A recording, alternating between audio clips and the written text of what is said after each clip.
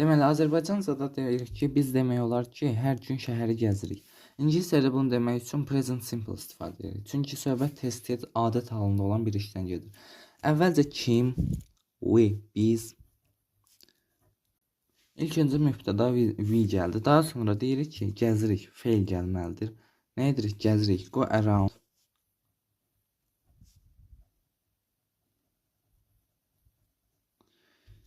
Harda gəzirik? Şəhəri. Şəhərdə. The city. Və sonuncu olaraq demək olar ki, almost every day, hər gün. Yəni ilk öncə mübtəda gəlir, daha sonra xəbər, yəni daha doğrusu ilk öncə mübtəda, sonra feil, daha sonra məkan, yer, city və demək olar ki, hər gün. Bu qədər. Sağ olun, sağlıqla qalın.